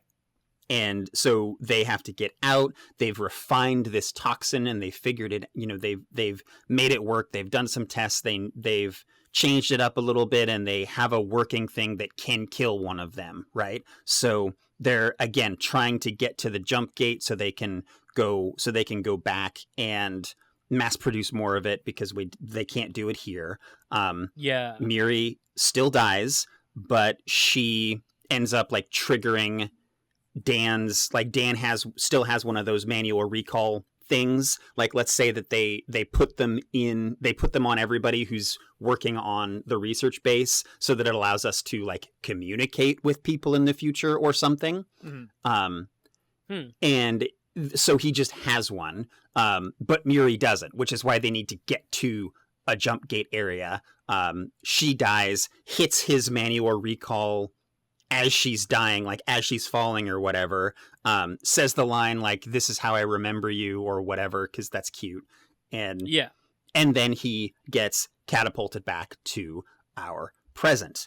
And again, we could end the movie there if we want to, but we could also basically play it out mostly the same way that we did before, where we have the the jump gate is destroyed, so they can't go back. The only thing that they can do now is try to be ready when they eventually land, figure out where it is, and they whether or not they go back to Volcano Martin, or just it triggers, or his conversation with him triggers something and they have to go like talk to a scientist and figure this out. Either way, they come to the same conclusion.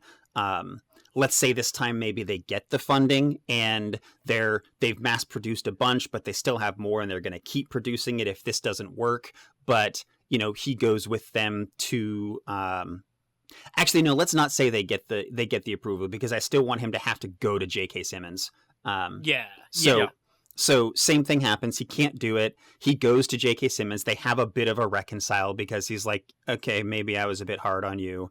And J.K. Simmons is like, oh, maybe I was a bit hard on you too, you fucking metrosexual or whatever. I haven't heard that word in like a decade. I know, right? Like, really? But he, so they do their thing. But the plan again is, we think we know where the ship is. We're going to find it and we're going to blow it up. We're just going to set explosives all over the place and we're going to blow the thing up. And we have a little bit of the toxin here in case one or two of them get out. And, one or two of them do. The ending plays out basically the same. The badass fight with the White Spike happens, the one-on-one. And it ends with him coming home and, resolving not to be the dude who leaves, resolving not to be the dude who is unhappy with his life. He's going to start appreciating things, but we don't do it in voiceover because we don't need to, and we haven't had voiceover this whole time. So why bring it in at the very, very end?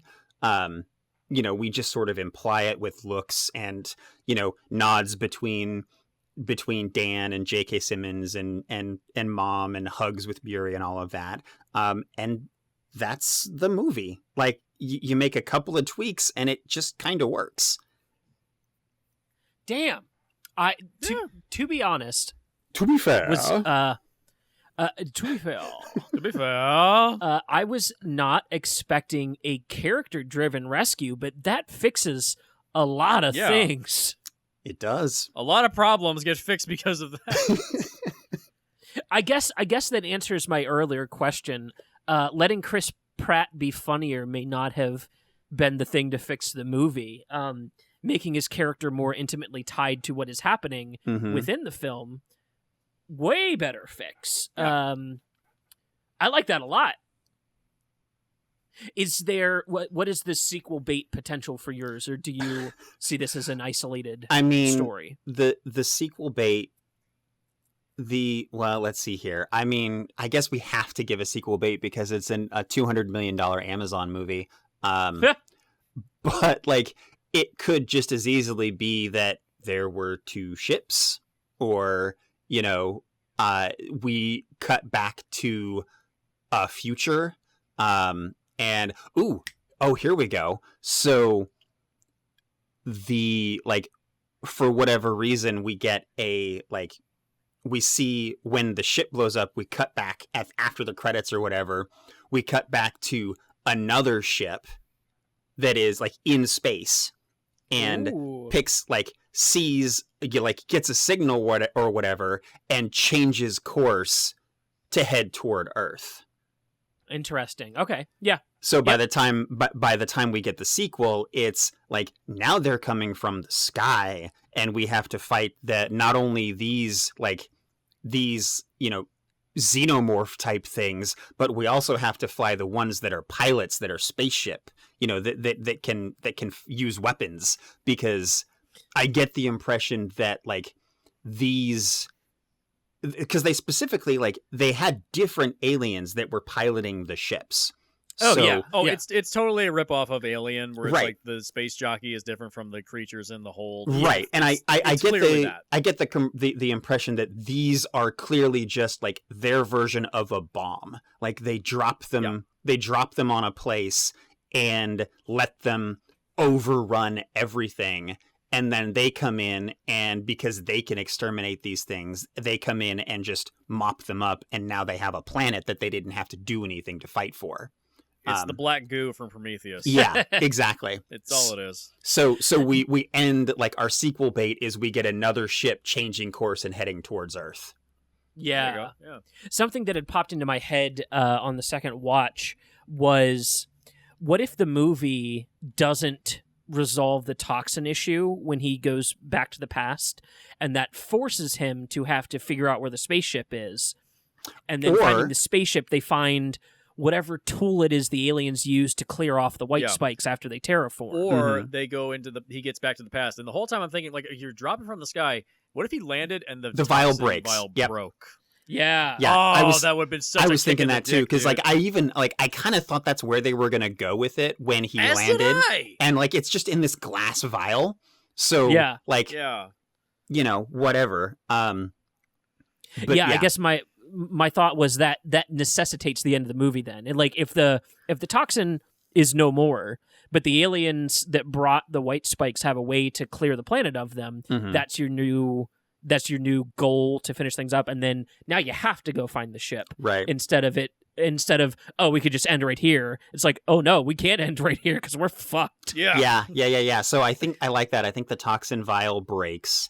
And that would justify the extended runtime. And actually, so what we do here is we end up with this being like kind of like Tony Stark's Gen 1 arc reactor, where we have this advance, like this new stuff that we know is going to work, but it breaks and we can't use it anymore. So we have to go back and get our original sample that's only like 75% effective. There you go. Yeah. That's good. That's good. And see if we can make it better and apply what we learned to fix it while we're on the way, because we just have to find the ship and blow it up now. We don't know what to do, but maybe we can figure out what's going on or kill them some other way. Yeah. Isn't it also a libertarian idea to just brute force your way to victory? Yeah. So wouldn't that make more sense then? Yeah, thematically, you were not wrong. Right. Yeah. No, this is excellent. I mean, the totality of the movie feels like it's all still here. To be honest, it's still pretty much there. Just shift the characters stuff around. Yep. I think the slickest thing in your pitch, if the highest compliment I can pay, is that you figured out a way to make time travel still necessary to the main character, while still making the story function from that past or our present mindset of the future coming to us. Yeah. Yes. That super slick beyond all the cool character stuff you did. Well, thank you. That's really because I was wondering when you were getting up to that part, I was like, so when's the time travel in this time travel movie? But then you figure out a way to make it actually necessary instead of just a function of the plot. The government is holding a gun to you to go to the future. Yeah. Right. Instead of, oh fuck, I have to go to the future now. This is my only choice. Yeah, exactly. Yep. No, that's excellent. I love. I've really enjoyed fixing better movies, because it tends to not be as hefty of a fix either. It's hey, just let's sprinkle some connective tissue between these already functional good scenes. Yeah, right. It's this movie is, like we said, it's like a C+ to a B- at the best. It's that's not the worst thing in the world. Yeah. If this was like a lazy Sunday afternoon or something like that, you just wanted to chill out with a hangover, this is fine. Oh, Sure. totally. This is not the worst thing in the world. It's passable as a film. Like I said, there are the bones of a good movie in here. And it's in there. I feel like what I was trying to do, and what I like to think I mostly succeeded at, was taking those bones and bringing them out to the forefront and actually building the rest of the good version of this movie on top of what's already there. Yeah. Also, the move to make the political aspect more text and plot That was a good move too. Yeah. Especially trying to be topical right now. That just sounds exactly like what that group of people would do. That's exactly what would happen, right? Yeah. They're like, it's the fuck you, I've got mine party. So yep.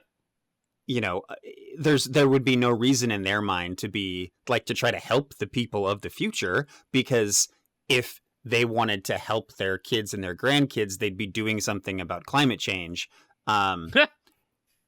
You know, or whatever. But so that like that faction would 100% be like, no, we need to cut off all contact with them. We know this threat is here and we're going to fix it because we're America and we're exceptional and we can do this, and you know, fuck everybody who comes after us. That also leads to a really cool conversation you could have between Chris Pratt and J.K. Simmons, where you basically lay out those ideas of like, hey, dude, your entire drive is to fuck future generations, and that's why you don't get to talk to your granddaughter. Yeah, because you've like made your lifestyle and your political situation a middle finger to your grandchild. Yeah.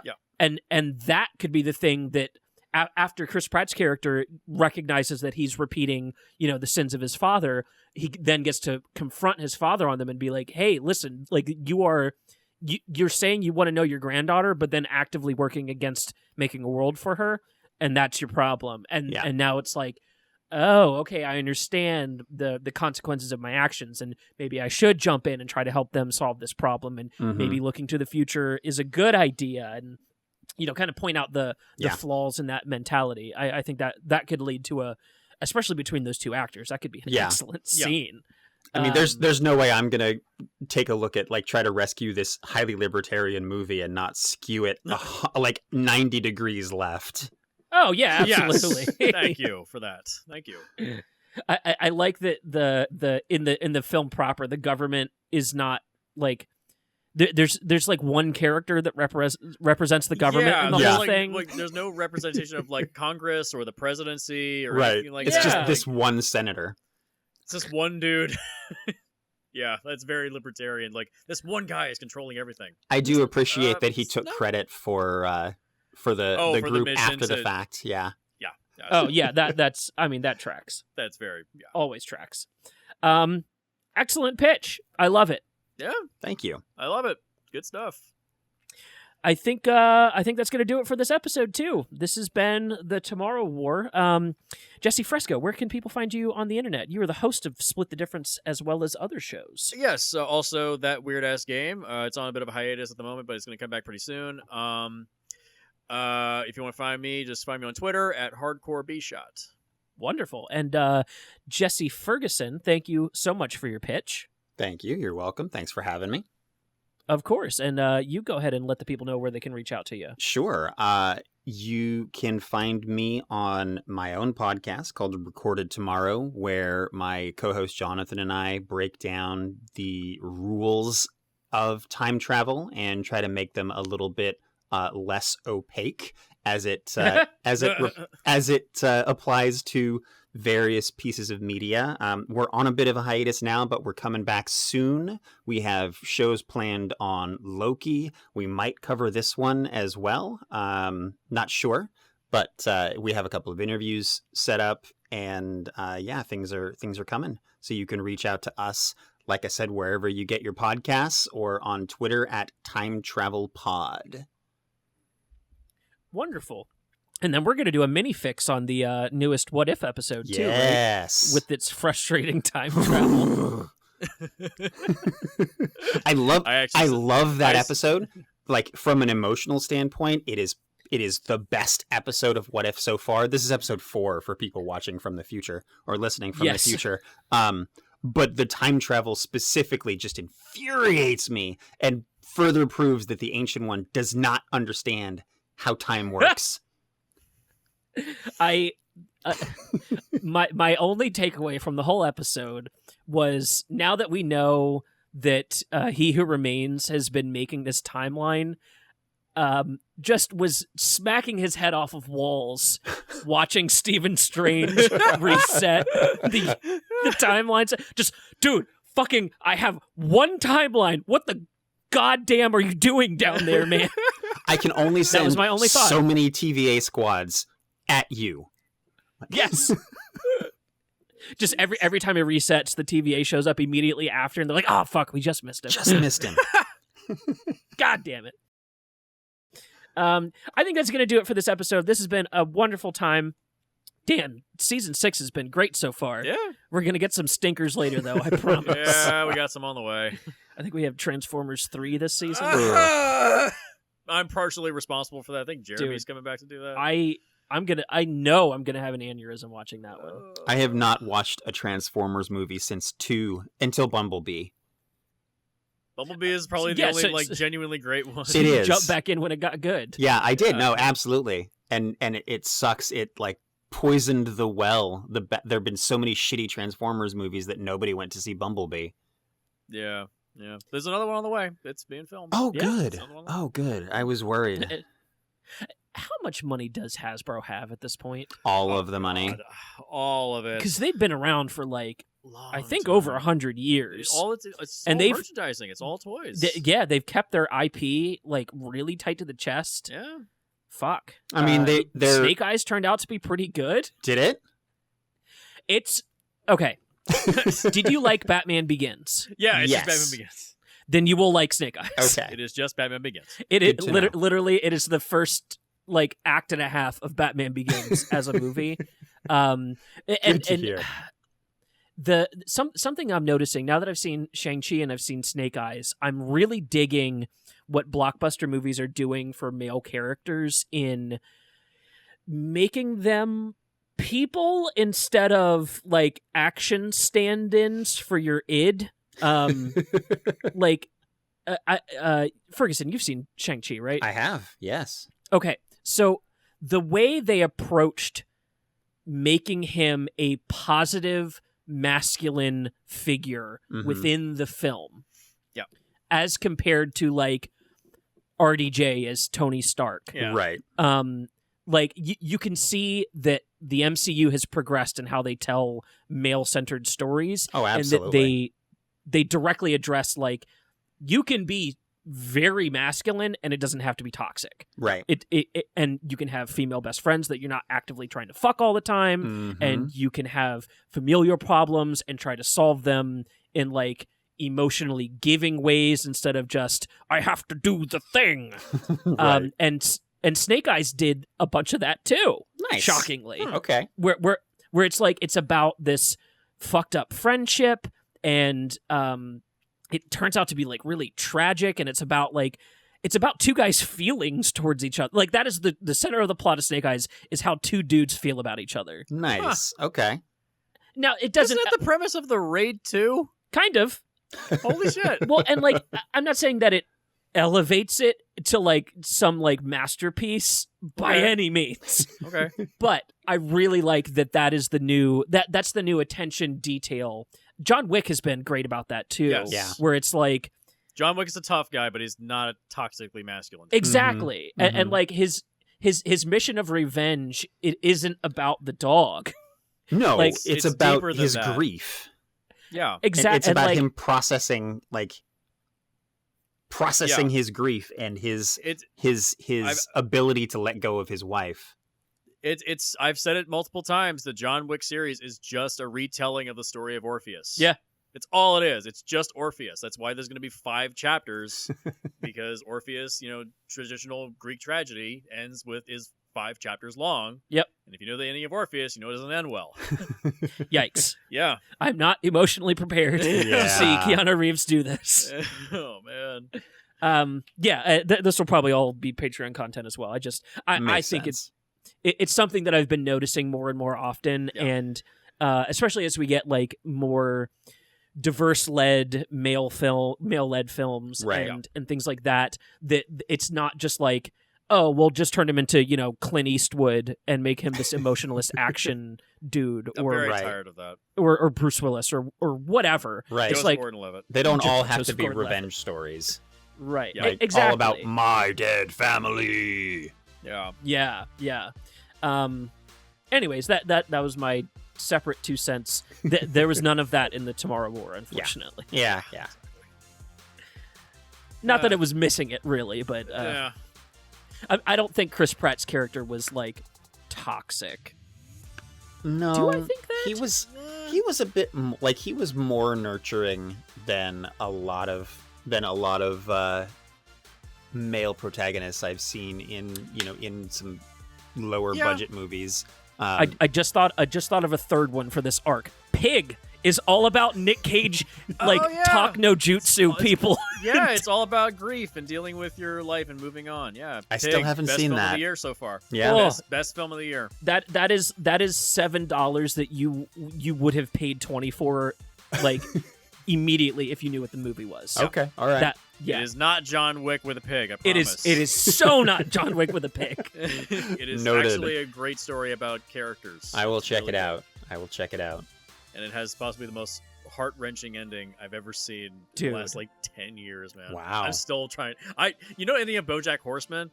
Yeah. It's worse than that, dude. I'm still trying to process it. Dude, what the fuck?